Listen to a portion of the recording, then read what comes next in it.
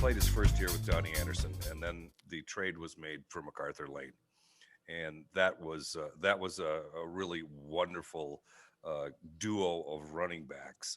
Um, and I'm just curious, um, in terms of Packer history and duos that we've had at the same time. Where does MacArthur Lane and John Brockington figure in? Now, it was a short period of time. So I think MacArthur Lane was traded in 74 or 75, something like that. But there was the magic that those two guys had together for 3 years, and I'm just curious, how does that fit in Packer history wise? Yeah, it's a great question. So, is it 72 that Brockington ran for 1,000 yards and MacArthur Lane had 800 and something, which would be the closest that the Packers have ever come to having two 1,000-yard rushers in the same season. So that in itself puts them right up there. And I guess across history, you look at Taylor and Horning together in the 60s, and then you're probably all the way back to the early 1930s with Clark Hinkle and Johnny Blood, and Blood would play split out as much as he would in the backfield. So it's a little bit of an unfair comparison, but you got two Hall of Famers there in Hinkle and Blood, Horning and Taylor, and Brockington and Lane, and that's probably the top three pairings in Packer history. In the late 70s, early 80s, you had that kind of triumvirate of Eddie Lee Ivory and Gary Ellis and Jesse Clark. And again, a good triumvirate. But in terms of production, they're probably second or third as a pairing, even though it's just the 3 years together. And I think sorry, go ahead. I'm just thinking to have the 3 years that he had, especially to come in as a rookie and do it with Donnie Anderson, and then Lane comes in, another 1,000-yard season, another 1,000-yard season. All right. Remind us, Peter, who's the head coach of the Green Bay Packers at this Dan point? Devine. Okay. Dan Devine, who probably had more success in college than he did in the pros, although the Packers had that one NFC Central Division title in 72. Mm-hmm. But one thing we shouldn't overlook, and we know that Brockington ran for 1,000 yards in each of his first 3 seasons. What can't be overlooked is that he was the first player in NFL history to do that, to run for 1,000 yards in each of his first 3 seasons. And we kind of get a bit blasé these days when we look at the great backs that we have these days. The Ezekiel Elliott's another Ohio State guy, and the Walter Paytons and the Franco Harrises and the Dickersons and all those guys that we've got used to. We kind of get a bit blasé about 1,000-yard seasons. Yeah. But to be the first guy to have 3 1,000-yard seasons in his first 3 years is a fantastic performance, and something that probably gets overlooked. I'm sure it gets overlooked, and I'm certain it gets overlooked by Packer fans of this generation. I'd say it'd be hard to argue that that's not a game changer, right? All of a sudden, the NFL and other coaches saw what they could do with a player and his potential. So John Brockington now is really the game changer. He set the tone for what's the mold of maybe running backs going forward. So what they can be capable of doing, I guess, is another way to put it. Yeah, absolutely. Big power, strong runner. And MacArthur Lane, actually not too much different as both in size and style. Obviously, MacArthur Lane, an excellent blocker coming out of the backfield, but a very fine runner and receiver as well. And his contribution for the 3 years that he was there can't be overlooked at all. Quick question. Yeah. So 3,000-yard seasons. He has 2,000-yard seasons with his first 2 years with MacArthur Lane. The third season with MacArthur Lane, he had 883 yards, 43 receptions.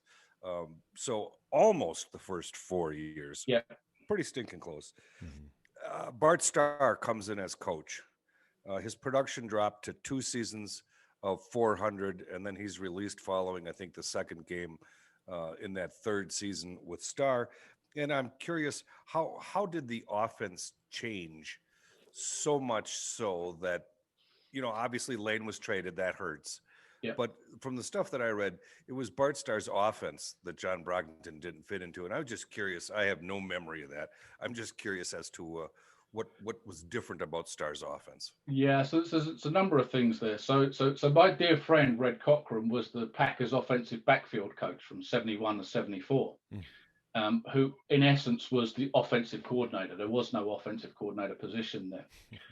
And when Bart Starr came in 75, he made a number of moves quickly, which I think, well, I know that Bart in his autobiography regretted. One of them was that he moved Red aside. Now, Red had been his offensive backfield coach in the 60s, and I think that Bart probably found it difficult to have Red working for him at that point.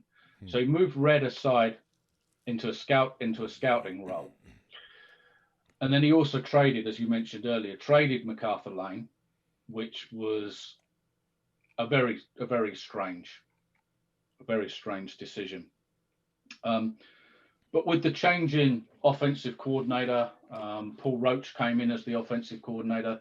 They went from what was basically a north-south running game, allowing Brockington to hit the hole as quickly as possible, to reintroducing the sweep from the 60s, running more east-west plays, which Brockington just simply wasn't suited to running. So Brockington wasn't this great. And if you look at Aaron Jones today, when they run the outside zone, you can see Aaron Jones run wide and then find the hole and hit the hole quickly. That wasn't Brockington. Brockington was a big power back, suited to running up the middle to a degree, like Eric Dickerson was in the 80s. And the whole offense went from this north-south quick hitting, lots of traps inside, to sweeps and an outside running game, which just didn't suit Brockington at all. And it didn't make, when you look at it now, it doesn't make any sense, because you have to do one or the other. If you want to run, an east-west running game, then you have to have the backs to be able to run that.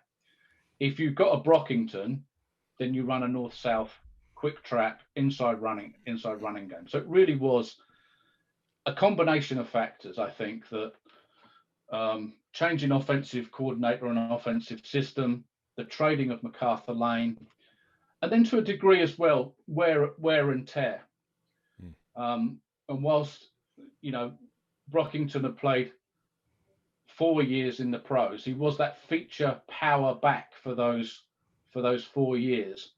And not forgetting that the Packers in that period had all kinds of struggles at the quarterback position. So this was a one-dimensional team. The passing game was almost non-existent.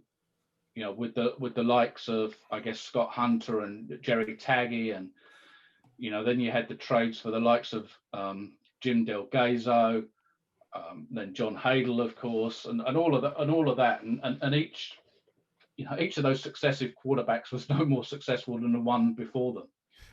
And so I think that, wear and tear was definitely a factor, being the featured back, the bullseye, if you like, on that offense. I think those multitude of factors just caught up with Brockington in 75, unfortunately. Yeah. We talked about that, Peter, on the other episodes, with just how tough it was, Paul Hornung, and how short the careers were for the running backs.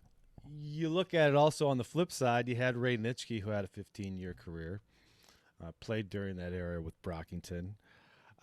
I just find that era to be something of a treasure, because these people played for a different level of, they weren't millionaires. Do you know what was Brockington's highest contract? 150,000 or something, 200,000 a year.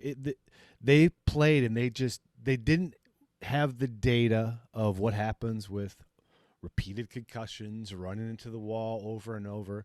They just kept grinding it out. And guys like this, having these short careers, like this reading up on Brockington, I'm thinking about what I named my little baby dog after. I mean, Eddie Lacy came in, had a career that was just stand up for a couple of years, and then it just disappeared. And there's a lot of those players that now, as we get older, when you think about, we've seen Aaron Rodgers now, over 15 years. It's something where these guys made such an impact and became legends in 3, 4, 5 years.